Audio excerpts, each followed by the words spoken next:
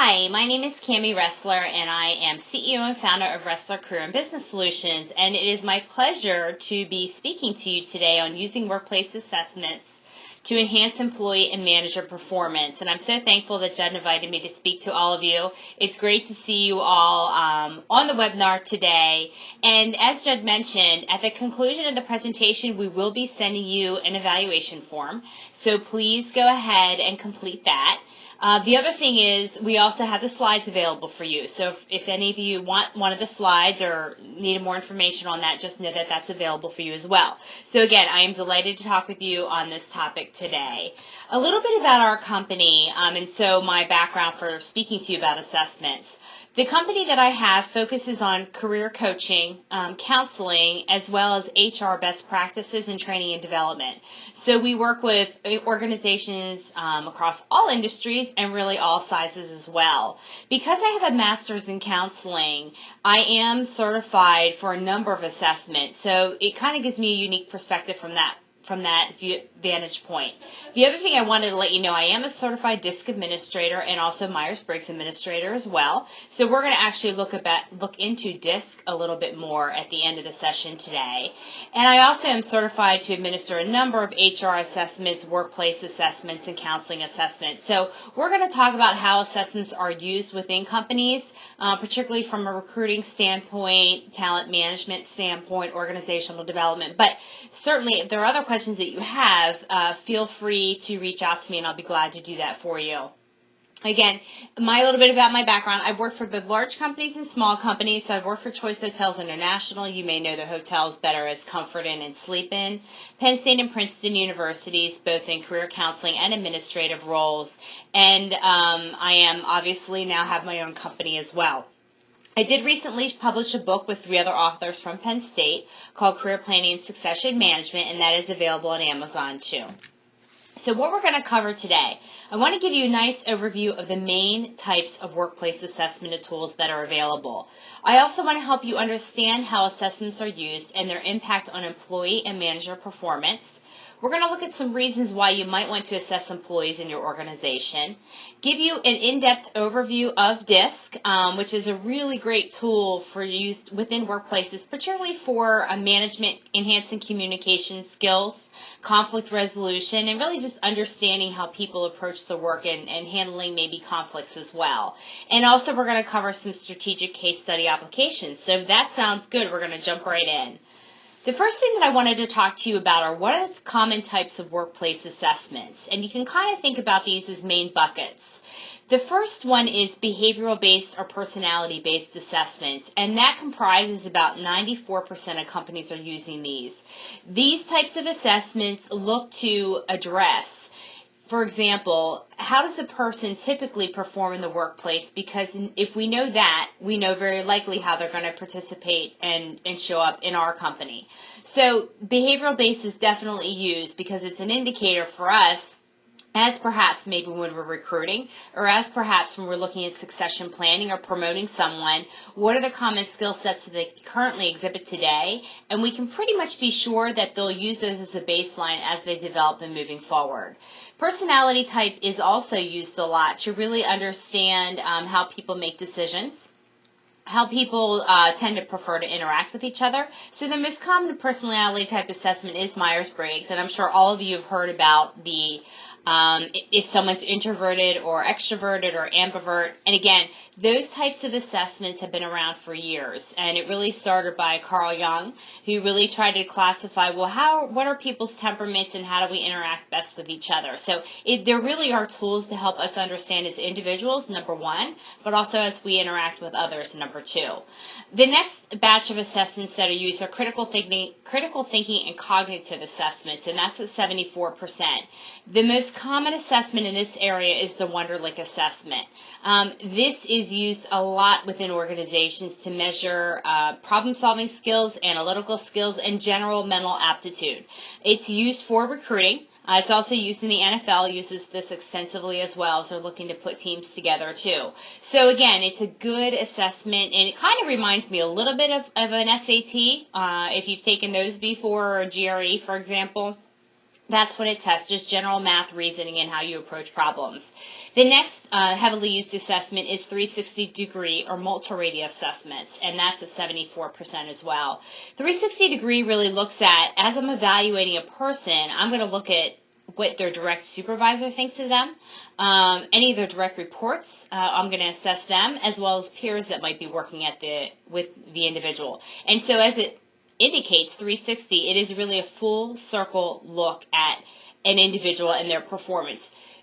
Most commonly, a 360 is used for leadership development, and that's where you're most going to see that type of assessment. Competency model libraries, that's at 58%. Competency models are, and we use this a lot sometimes when we're trying to benchmark positions, and we look at what are the key skill sets to be successful in this role. Another place you'll see competency modeling is actually in the performance evaluations as well, that oftentimes companies have core values, and those competencies or core values are what we measure each individual on that is working in that organization. And the other tool that's used for an assessment is actually an assessment portal, and that is at 48%. Assessment portals are really the housing or sort of where the assessments are housed that you administer for individuals.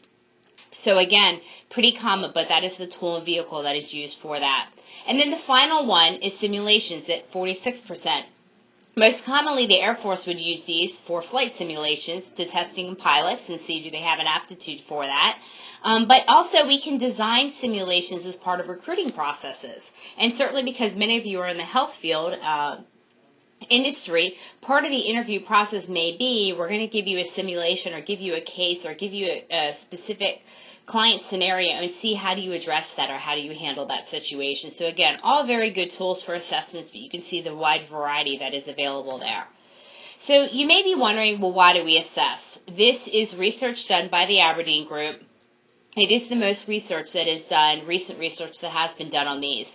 And what they asked the question was, well, what are really the pressures driving the need for assessments? And the pressures, as we're talking with here, is more organizational pressures driving the need for assessments. So as the slide indicates, 41% are using assessments, so 41% of organizations are using assessments because they needed objective data to ensure that the best candidates are hired and promoted. So again, we can certainly ask interview questions in the recruiting process, but assessments can be an invaluable tool for a number of reasons. Number one, it gives us an objective data set to work from. But from number two, if for something there's something that would be unique in the assessment results, that allows us to maybe perhaps create some follow-up interview questions. The same thing for people that are going to be promoted into new leadership roles. We would use assessments as a foundation, and then it would become a good baseline indicator then for what areas or skill sets does this person need to develop more in order to move up in our organization or move into a different role. 29% hiring managers need better structure and guidance in selecting candidates. Again, we use assessments as a tool to help uncover areas of where we think the candidate is strong and also where the candidate may have some weaknesses. And then we coach our hiring managers on how to design interview questions to effectively ferret out, does the person have the skill set to do the job, or could they learn how to do the job effectively? And again, when we get into your particularly healthcare environment, your employees are so stretched and asked to do so much. That's important to see, does this candidate take initiative and ownership for what their career is and for what their role is? So again, useful that way. 25% desire to have better visibility into talent across the organization. So again, there are a number of talent assessments out there that benchmark general management skills to look at, does this person have the potential to be a leader or manager in our organization? And are they more focused on tasks or are they more focused on people? And so very good, we've used this assessment as well in a number of situations in hiring and also for emerging leader development. And the final piece is the need for better filters to quickly move best fit candidates into the recruiting process. So again, this is really for a large organization where, and I've done some recruiting for some companies before in my past, where you may have had 20 candidates and you quickly have to ferret out who is really serious about the role in your organization and who is just sort of applying to a lot of different opportunities. So that gives you some overview of really for who is using assessments and why you would assess. Now let's bring it down to your organization. Clinical leaders and leadership roles have a much broader scope of responsibilities because of the fact of the care-based responsibilities that are now asked. And so your traditional medical training may not have provided you with the skills for being a leader within your particular health center, for example. And so that is one reason why we do like to use an assessment, because it's a very good tool to pinpoint, here's what you do well, but if we can focus on one or two things to make your time more efficient or to make you more efficient of a leader, this is where we think we want to spend our time to develop out your skill sets. So again, that's one example. Succession planning is a huge issue that's being faced with organizations across all industries, not just the healthcare industry. And in fact, at the end of the presentation, we have a book that I published with 3 other authors on succession planning and career management, which addresses a lot of these challenges that organizations are facing. But one of the biggest things is the lack of qualified workers to fill roles. And that certainly is true in many, many industries. We're lucky in healthcare that you certainly have a lot of individuals training into this industry, but finding someone that fits your culture and the expectations of working in your culture can be very challenging. And so that's the reason why assessments can be useful. Again, you can see on here leadership development is another issue. And we tend to take almost a everything in the kitchen sink approach into leadership development sometimes, and that's not the most effective strategy, which again is where assessments can be very good tools to really pinpoint our time and energy and simplify the process. Number 4, burnout, turnover, being overwhelmed, promotions. This, particularly a strength finder assessment, can be very good for employees that are burned out and overwhelmed, that are trying to figure out, okay, something is off, but I don't know what it is. That's a good tool to be able to help someone identify what they're best at. The Colby is another one that we could use that looks at how does the person approach work, or Myers-Briggs, or the DISC. How do they approach work in a more effective manner, and teaching them some skill sets to relate better to others to get the tasks done that they need to get done.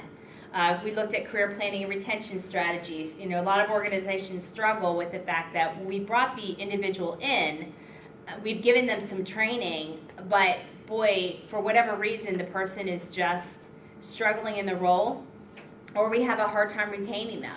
And so if you're going to spend so much time in on the front end of bringing someone in, you definitely want to retain them. And what may be surprising, and you know, we're not talking about motivation in this session, but the number one motivator for employees to stay with an organization is career planning. Assuming that money is comparable, investing in them and developing their career set is one thing that is probably the driver. Well, we know that is the driver based on assessments of what individuals will tell us. And I told you at the beginning, I do a lot of career planning. And so when I'm talking with people that are looking to leave roles, it's likely because of the boss or because they feel they can't grow with the organization. And so how do you have those conversations? Next slide here we'll look at. Another good reason to assess, there are just certain roles, if you look at your organization from a holistic perspective, and sometimes when you have a vacancy in your organization, it's a good time to assess the entire staff and say, are we using our staff in the best way to serve our patients? Are their skill sets being put to the best use? And so it is a great time to take a step back to say, hey, we may not need to hire someone new. We may just need to shift some duties around to align better with what interests are or what people's motivations are. And so again, that's where an assessment can be helpful for the outcome of helping with better customer service and patient care as well. Obviously for strategic planning initiatives, this is key. A lot of times we do have strategic plans that we have put in place, and we've taken a lot of time and effort to put those strategic plans in place.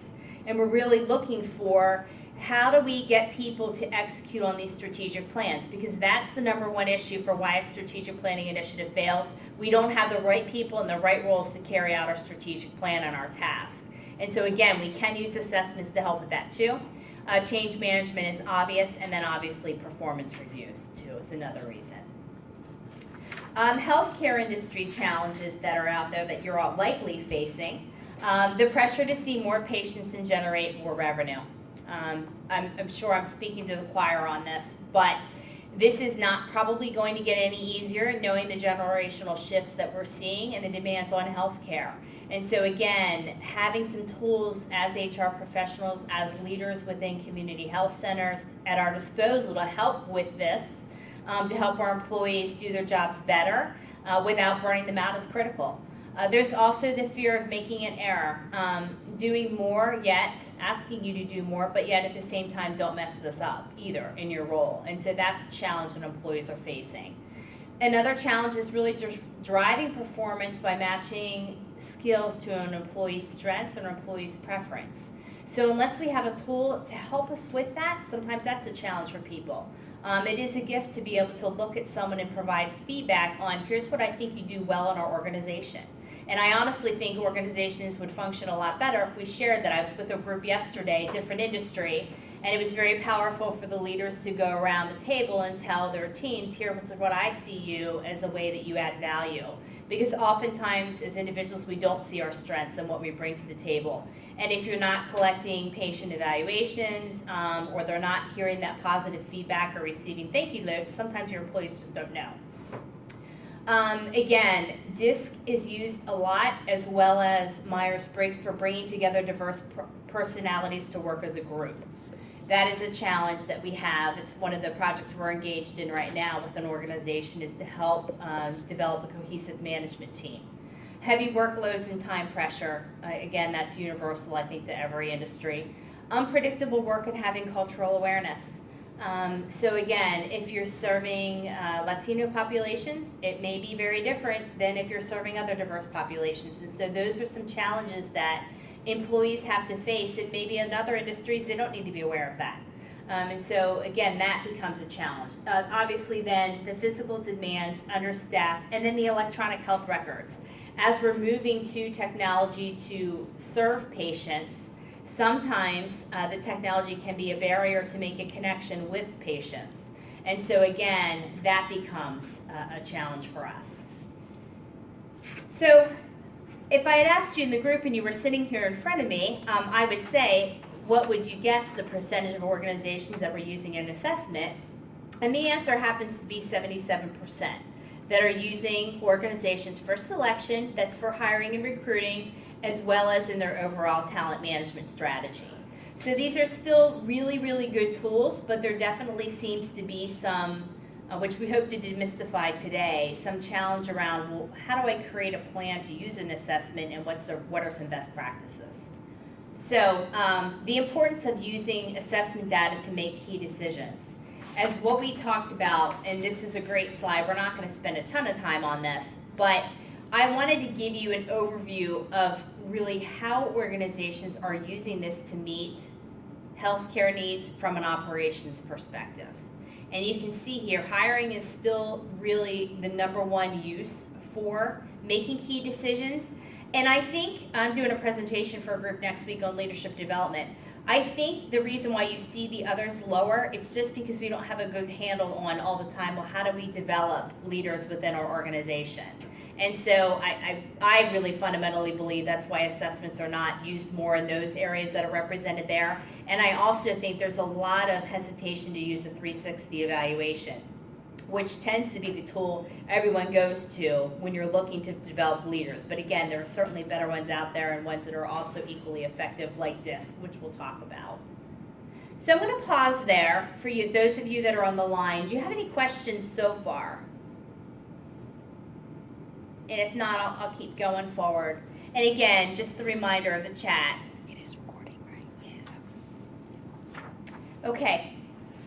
Another thing that we wanted to look at and to demonstrate to you is looking at the difference between what's the performance difference, and I think this is an important point to convey, between organizations who use assessments versus those that don't at this point, that aren't using them for some aspect of the business. And again, you can see here for the performance, it clearly is, with the exception of building a competency framework. And the reason for that is why it's probably neck and neck, is because that really is a strategic discussion to have among leaders or among employees, and you ask the people in the roles, really what are the key skills that allow you to do your job most effectively? But for those that are looking at individual development plans and aligning more personal development with business needs, you can see the effectiveness of having an assessment strategy in place. And again, didn't have to do this before the webinar, but if you would have a chance to go through the DISC assessments when you look at the workplace one and the one for the managers, you're going to see the information in there. Both of them are 27-page reports. It's very rich with tools on, for example, as a manager, well, how do you delegate to employees that might be different from your style? So from that perspective, it would be very easy to use a DISC then tool to develop an individual development plan for an employee on your team, for example. The impact of assessments. Again, this is really looking at best-in-class organizations that are functioning well as measured by employee engagement, as measured by meeting operational goals or performance goals, and also new hires meeting performance goals. And that's critical. Organizations today, it's fine to hire someone, but you want to try and get individuals up to speed as fast as possible so they can begin making a return on that investment for you. And I think this is probably the most telling information for the value of using an assessment is for these three core buckets that are shown here. The impact of really, and part of the reason why is having assessments allows us to focus the conversation on how do we help leaders be effective in their roles. Again, a lot of doctors are very skilled at what they do in their profession, but they haven't been necessarily taught leadership and management skills. And this allows us to hone in and have that conversation on, here's how we can help you get up to speed and still learn within the framework that we have and get the work done with the populations that we're serving. Types of workplace assessments. What I've given you here, and I'm not going to go through all these, I've given you some free assessments that you can access. ONET is a great resource. This is published by the Department of Labor. But if you're having people that are going through performance reviews and they're really struggling to identify maybe what their skill sets are, what their interests might be in the workplace, even within healthcare, you can search, and certainly the Occupational Outlook Handbook, which is affiliated with this ONET, they can actually search various healthcare careers in here, and it'll show them, here's the projected growth, here's what it takes to be successful in this role, this is the day in the life. And so again, it's a really great tool to help individuals self-select and take ownership for their career. Authentic Happiness and Character of Strengths is done by the University of Pennsylvania. It has a lot of credibility to it. Certainly Strength Finders, which is shown there on the right, is used a lot by individuals and organizations, and there's also a leadership-based strengths version. But this one from Penn happens to be a free version, which again is very useful for people. There are a number of employee engagement surveys that are out there. Certainly Gallup has the main one available to them. Motivational assessments. We have tools that we use as well that are complementary to help you assess your organization. And that's a whole separate subject though of if you're going to sort of assess organizational wise, make sure you're prepared for what are we setting up expectations for our team and employees, and what are we going to do with the results. The assessments that I've listed as fee-based on the right are really just to give you a sense of what options are out there and different price points. Thomas Kilman is used a lot. It's the universal one for conflict resolution. So as an organization, and we're looking at team members and trying to help teams work effectively, that's a tool we use with organizations from a communication standpoint on how are we resolving conflict. The MQL30, we use that one a lot for hiring and recruiting to look at management leadership competencies. It's called the Management Leadership Questionnaire, shortened to MQL30. The workplace profile, we also use that a lot in hiring. That's looking at 7 or 8 key competencies like customer service, initiative, being dependable, etc., that you would look for in certainly staff, line level positions, and so that can be a very effective tool for you. And then we talked about Colby a little bit earlier. So some key questions we get: how do you establish an effective employee assessment program? So the first thing we want to identify and have a conversation about, well, what jobs or situations might testing be relevant? So how do you answer that question? Are there areas in your organization where you have a lot of turnover? That might be an area then where we want to do some testing or assessment to help with that. leadership positions, when we're hiring for a leadership role, particularly if someone's been in the role for 20 and 30 years, the assessment can be very helpful in that as we're screening candidates, particularly if we don't have an internal assessment or an internal candidate available for that. If we've created a new position, or the position that we're hiring for has a very unique skill set associated with it, and we need a blend of a personality, then an assessment can be very helpful in that. And then also, if we have a problem of, and again, this may not be your organization, but it's certainly true across a lot of industries, we have a senior leadership team in place who's been around a long time. They're likely going to be retiring in about 5 years, but we don't have any leaders coming up in the organization. A lot of organizations are questioning, how do we develop millennials? And again, they get pigeonholed into these negative traits, which isn't always true. Sometimes they just really haven't been given the tools for how to be effective within and a professional within the workplace. So those are all some sampling of situations where you might be able to use it. You do want to have a very clear, I want to make this very clear, assessments are tools. We do not use an assessment as the only indicator for hiring, promoting, or succession planning for an individual in your organization.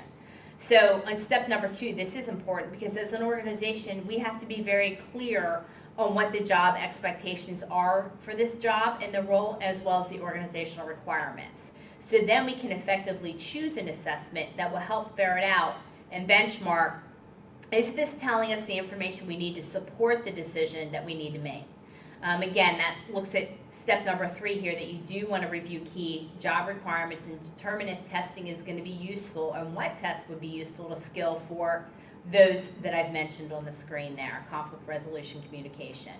Obviously, the next step is then you select an assessment to fit what your situation would be.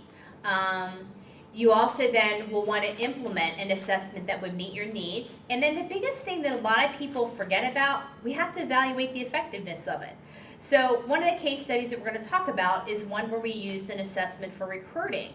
But our key thing was, we did want to go back 6 months after we hired that person to see, hey, did the assessment give us the information that we needed as far as providing support for this person in their early time with our organization, as well as did it uncover what we felt that the organization, what the individual's strengths were? And so the answer to those questions were yes, but you have to have a sense of, and answer the fundamental question for an assessment, why are we using this assessment and what do we hope to gain from it? So again, that's the key question. Why are we using this assessment and what do we hope to get from it? From an ethical standpoint, anytime you're using assessments, you definitely want to use those that are backed by research, that are normed and validated for the population that you're looking to use the tool with. Again, that looks at 1 and 2. Number 3, you do want to make sure that the person administering your assessment does have the proper credentials to do that.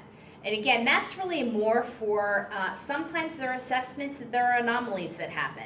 And you do want to have, the person taking the test may not have been given clear instructions on how to take the assessment. You may have some discrepancies in the assessment. And so by using someone that is skilled at giving assessments, you're able to uncover those things. So I'll give you a really quick example. We had a candidate, and I had looked at his resume and had a pretty strong sense of who he was, and we pretty much knew what we thought the assessment should show us. Well, lo and behold, the assessment came back completely not as what we thought. And so I asked the question of the person I was working with. I said, why don't you ask him just hypothetically what he thought of the assessment? Don't tip him off that we think there's something wrong with it, with the results. And lo and behold, he said, you know what? I'll be real honest. I thought I had only needed 15 minutes to take the assessment. That's all I had, and I realized it was a half an hour, so I quickly just answered the questions. We ended up hiring the person. He's a great fit for the role today, but just being able to understand what could have gone wrong with the assessment is really critical. Number 4 is discussing with employees how the assessment will be used. This is also critical. There's different nuances when you start to do this and use these assessments, if the employee works for you or if the employee is a pending employee, for how much information you're going to share back out. And also having a consistent process for using assessments, different from interviewing, as well as an established process, that we're not using the results and manipulating them to fit the situation or outcomes that we're looking for. So all ethics there, which are very important. So I'm going to stop there. Any questions at this point before we move on? So, I'll go ahead, thanks. This is Allison. What would you say are the most common roadblocks for people who want to go through this process of setting up a new assessment program within their organizations? I think, Allison, that's a great question. I think it's number one is just strategically planning for, as we're looking across the organization, are we doing this from a hiring perspective that we need? We're having a problem in hiring and recruiting and retaining employees. Is that the reason why we want to use an assessment? Or are we in another camp where, you know what, we happen to be sitting in a healthcare organization, and this is true of a lot of banks that I work with, that we just can't draw in the talent that we need because the talent doesn't exist in our geographic region. So in that case, we've got to develop the employees and be able to give them skills to fill different roles than what they're doing today. So I think it's really the number one issue for setting up a framework is for what problem are we trying to address from a strategic perspective. And then there are so many assessments out there. I think it's just being able to work with someone or understand what assessment traditionally would have been used for to help in the situation that you're trying to address. And so hopefully that answers your question, but that was a good question. And then once you answer those two questions, when we talked about what makes a good assessment program, going through those 7 steps are really helpful. And I would say the other thing is we don't want to assess every single area of our organization. Start small. So pick one area that's a problem for you and begin to do pilot testing with some assessments. That's what's worked really effectively for the organizations that we've helped. So it may have been a recruiting challenge with a certain position, and that's where we started for the assessment. Once you get comfortable as an organization, you know what, we're able to track this, the results, we're starting to get the results that we want, then you can expand it to other organizations or other opportunities that you have within your company. So, good question. Again, why are more healthcare leaders struggling? So obviously this is not a surprise, but obviously for healthcare to be successful today, we've got to have leaders that are capable of managing diverse environments. And that's challenging today when we certainly have needs and demands on our time. The other reason why this is challenging, you obviously are all working in a heavily regulated industry. So the reality is we may not know what we're going to have to be able to address in the next 18 months. Heck, some of us don't even know what we need to be addressing or looking in the next 6 months because the industry is evolving so rapidly.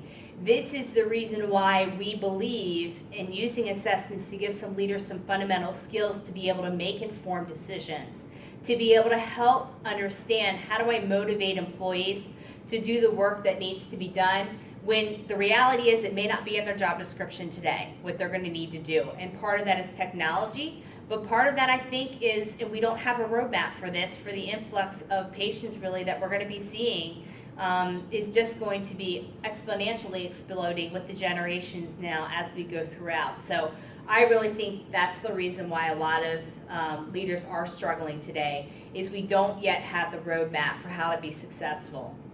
And so that's where we say assessments can be helpful to begin putting that roadmap in as far as what's our expectation of a health center for the care and the service that we want to be providing our patients.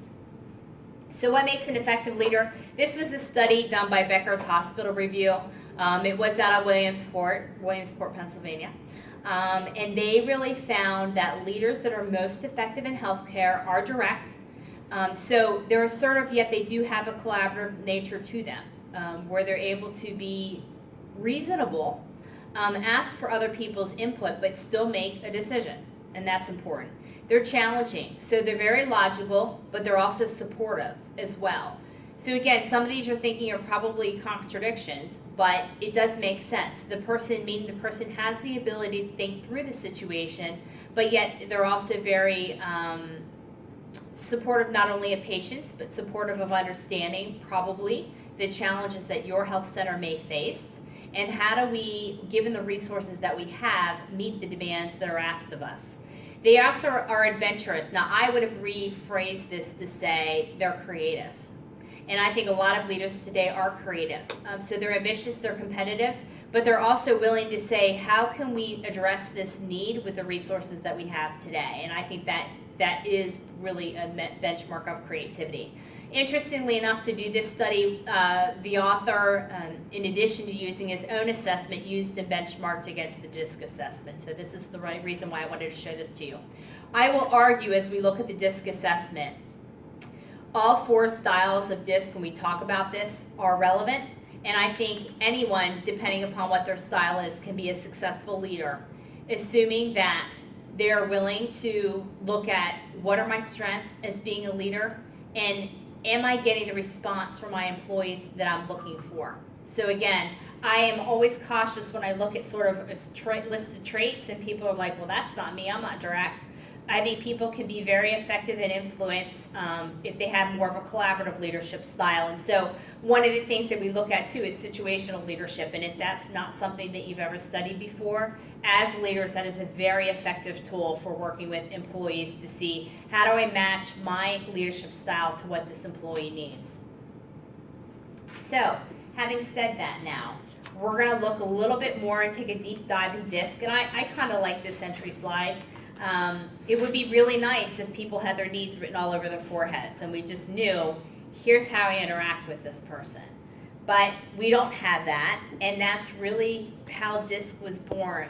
DISC was really born a lot of ways. There's always been a lot of personality assessments, and this is a genesis from a personality assessment, but it actually was done on Hippocrates' day, so since you all are medical professionals, that at that time, they looked at people that had certain body fluids, had a certain temperament that they were looking at. And so that was based on 4 sanguine, had a certain personality temperament to it.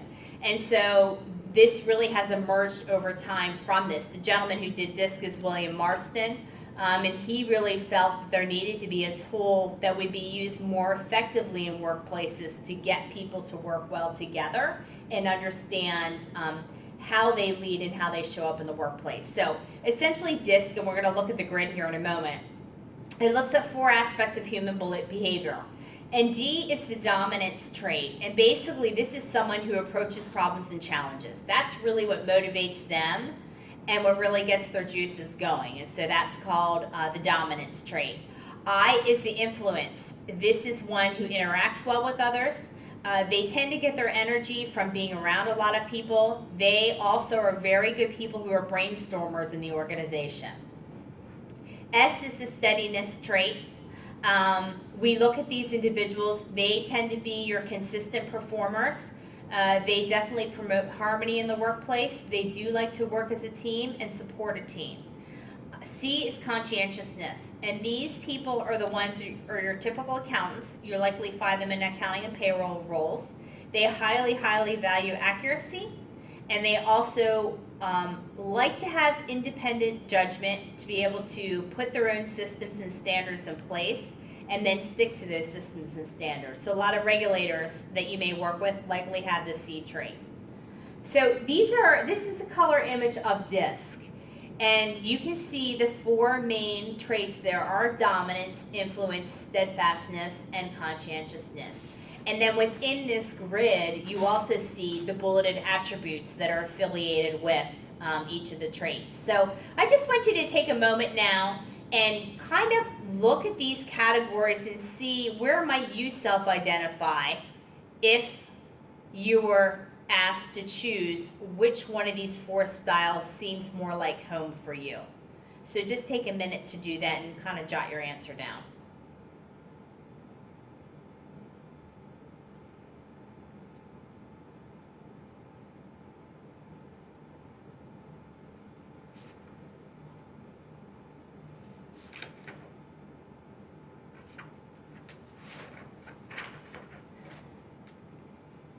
I will tell you, what's the beauty of DISC and how this is used, oftentimes on teams, someone who is making you crazy or frustrates you happens to have the opposite style of you. So for example, you may be a D trait, an employee that's challenging for you is in the S category. So what DISC does is it provides a common language for us to have those conversations. And what we like to teach within DISC is how do you flex your style to meet the needs of someone else that you might be working with.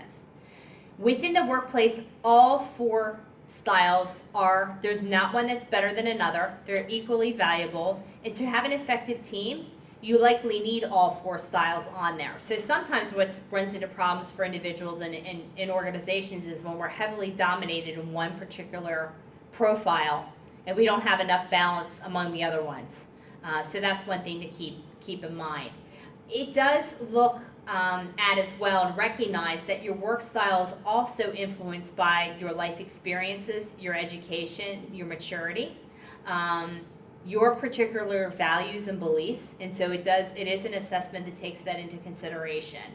The goal of it is to helping you better understand yourself and how you operate and what makes you tick, because any leadership, if we look at this from a leadership perspective, the more self-awareness that we have of ourselves first, the better leaders we're going to be as we begin working with and impacting others on teams. But those are that people that are successful and that are good leaders. It's recognizing here's what I'm best at and here's what my weaknesses are and this is how I mitigate those weaknesses. Learning about other people's DISC styles helps you understand what their priorities are and what their motivations might be. So it does give you a very practical tool for how do I motivate someone who does not seem to be getting this task? Like clearly we are not connecting from a communications perspective.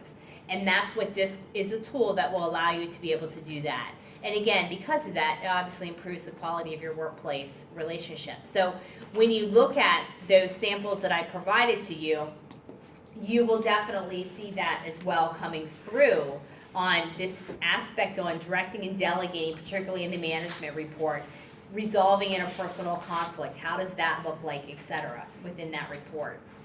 The next thing I want to point out, what I love about DISC, and this isn't a sales pitch for DISC. I use Myers-Briggs heavily as well, and I use a lot of personality and various assessments for depending upon what the organization's needs are. But one of the things I like about this from a team development perspective of if you have everyone on your team take one of the DISC assessments, whether it be workplace or management, there are complementary comparison reports available. So if we're really having an interpersonal conflict between Raylan and Scott, if Raylan and Scott both have taken DISC, we get a comparison report that looks at how do these two function together in the workplace from a communication perspective, from a priority perspective, and so it's really a great discussion tool to give you a very concrete laser focus into here's how we can improve our workplace effectiveness together. I'm going to show you a couple of slides now before I open it up and again to some questions, just to give you a sense of what's in the DISC profile. One of the things that I think is universal for all employees as well as for leaders is to figure out what motivates us at work and how can I spend my time most effectively. What DISC does is you'll see within the report, it gives you narratives plus very concrete bullets of highlighting here from your perspective style, this is a type of workplace that's motivating to you. And so when I'm coaching individuals, I say, knowing this information, what are your top 5 motivators that you currently have in your job? And is there something missing that if you change or flex your job a little bit, you can add in? So the other thing, and I don't want to get too technical within DISC, but you may see the shaded areas. If you look at the outside circle, what is nice about this too, you'll see a number of words like action, result, challenge, accuracy. Those are words that describe the person's priorities in the workplace. So again, it is nice because it gives an individual a very clear visual tool to show this is how you operate and this is what you value in the workplace. And the shading just means in this case that the person traditionally is an S and an I, but they do have tendencies that shade into the C quadrant. And their profile would reflect that as well as far as the narrative. This is where I'm saying that DISC was very good to facilitate communication with an organization and recognizing differences. So when I did this for one of my organizations I worked with, it was really fun. At first I grouped people by similar traits. And it was fun to kind of share out of how much commonalities they actually had together.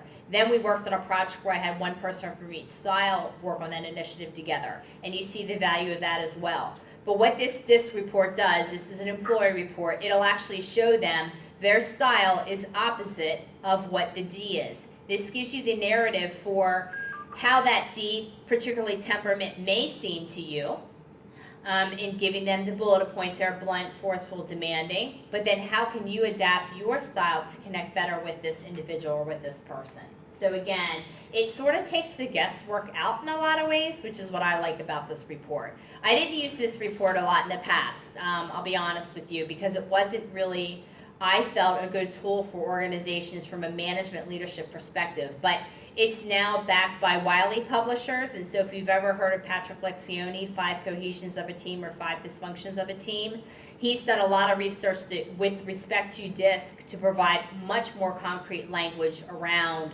the effectiveness of this tool within workplaces, and so that's definitely why I like this a lot better.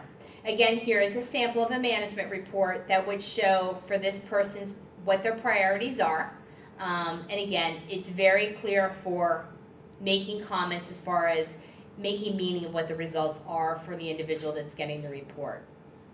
Again, this is one of the things I said from the management style section. This happens to be looking at directing and delegating, and this very clearly shows a manager, if you're working with someone of this type of style, here's potential problems for working together, and here's how you can be most effective for communicating or working with someone that has this particular style. So again, very useful from that standpoint. And there are, when you take DISC, there's a quick little sheet that if you don't really know your employee's style of who you're working with, because they may not have taken DISC, there's a little test that you can sort of go through to figure out, well, I think that my particular employee might be this. And so that is useful too. Again, DISC benefits, it's highly personalized to the learner experience, and you really saw that in those number of slides that I went through with you today. It is very topic-specific assessment, and that's one of the things that I really love about it. It doesn't bill itself as something that it can't do. It really is focusing on enhancing workplace communication, as well as very much, which I think is important. One of the problems with assessments that I think is very true, we get all these great assessments and we learn this knowledge, and one of the common themes that comes across with career clients and companies I've consulted with that have used assessments is we've never actually applied it into an action plan. So if you're going to use an assessment, and this is what I really like about this one, it is very clear, how do you develop an action plan to take this information and use it? Because otherwise there's no point to investing in assessments if you're not going to use the information to make it better to meet your goals. It is also a research-validated model, which is something that we talked about from an ethics perspective. It's been normed on hundreds of people. We know the validity for it. I like it because when I'm doing trainings in organizations, it has videos that help people, that make it fun to sort of hear different styles that are out there and help people kind of guess where we think the style is. I did put a warning on here of knockoffs. The original DISC, and this is a small nuance, has a little I in it. So there are free DISC assessments out there that you can take, but it is not validated, and you definitely don't get the richness of the report from taking that type of assessment. So just so that you know that it's out there, and I didn't know that till I went through the certification training actually. So I thought that was interesting. This slide just really goes over the options that are available within DISC. Now I didn't add in here the Patrick Lencioni one, but that is an option of DISC as well. So the 363, number 5 there, is the 360 evaluation. There are sales DISC assessments that are available for helping people connect better with customers. There's management ones, workplace ones, and also the work of leaders. This is very good for a leadership team that might be in place to get an understanding of, there are 3, from a visioning perspective, 3 buckets. Those that create the vision, those that align the resources in the organization, and those that execute on it. And so we use the work of leaders a lot for succession planning. As we're having a key leader move, who do we might want to hire in to fill a gap with respect to how we're actually directing the organization from a high-level perspective. So very quickly, because I want to leave some time for questions, succession planning challenge.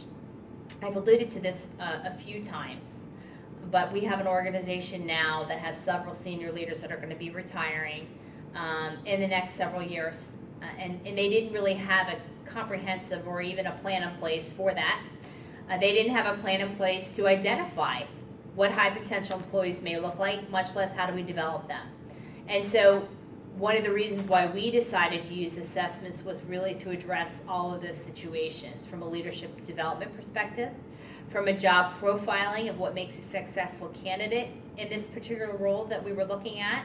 We had several roles in the organization, and also from a succession planning standpoint. So in this case, we happened to use DISC to provide a common language that we were giving this organization for all leaders and managers in their organization. We now are using DISC, and it has even gone so far as when you get this assessment, you get a little one-page cheat sheet front and back that everyone who's taken this assessment, we created a matrix of everyone's name and everyone's DISC results. So we know if we're going to be interacting with Sally and she's a D, this is how I most effectively interact with her. So they found this to be a tremendous advantage to them as they're moving forward with their strategic goals to grow their organization. This is another example of an employee who happened to be in the wrong role. So the employee fit the culture of the organization. She had great enthusiasm for the company, wanted to grow and wanted to learn, but the problem is she really wasn't self-aware yet, and she just didn't understand what her strengths were. She had a sort of an inkling of what her interests were, but wasn't really sure how that might align to what the organization's needs were. In human resources, they had identified that we think she could probably do an accounting role, but they weren't sure. And so it shows you the solutions here. We used a number of assessments and did some career coaching with her, Myers-Briggs, interest, values assessments, etc. And we're able to then recommend a craft a role for her to be successful in the organization. And again, she's growing and thriving in the organization and getting ready to take a management role now. So can be very useful if you've got persons on your team that are really good performers but may not be in the right fit. And, you know, those that want a career change. I was with a gentleman yesterday doing some career coaching, and he's with a large organization, and he wants to do something different now. He's 55 and wants to do something completely different. We would use assessments in that point to help identify opportunities that could be a fit. And then finally, we talked a lot about recruiting and retention. Again, this challenge was scarcity of talent in the market, and particularly within their geographic location. Didn't have a lot of awareness for what motivated employees, and they didn't have a consistent recruiting strategy. So how we solved that is we really gave them some baseline education on what engages employees, what motivates them, what retention, and getting them some fundamental tools in place so that we actually had a 1, 2, 3, 4, 5-step strategy for how to recruit, what's our onboarding process going to look like, and how are we going to evaluate these teams now as we start to go through and track these individuals for being successful. And then we also were looking at, too, is actually how do we train managers then to effectively interview, but also effectively support these new individuals that are now brought within the organization. So I wanted to open it up for questions and just thank you so much for participating in this webinar today. It was a pleasure to be with you. And like I said, I will be happy to answer any questions that you have at this time. And also my contact information is here, so I know sometimes it's a lot of information. That feel free, you know, you can always reach out to me if you've got a question or so, and I'm happy to answer that for you.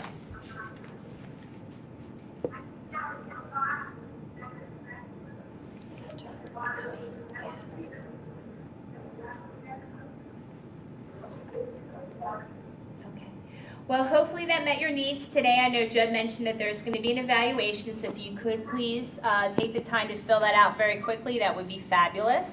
And if Judd's on the line, I'm going to hand it over to him to provide some closing quick comments. Yeah, I'm here, and thanks so much, Cami. That was really excellent, very good presentation. And I think it was gave us all a lot to think about, and particularly using these kinds of assessments in a strategic way and not just perform assessments and then ignore the results. So I want to thank you for your time and for all your expertise, and I want to thank everybody for calling in and taking part in this. You will be getting a survey, and if you have any other ideas for webinars, any other information you need, please let us know. And we look forward to seeing you and meeting you again very soon. Thank you, and have a great day.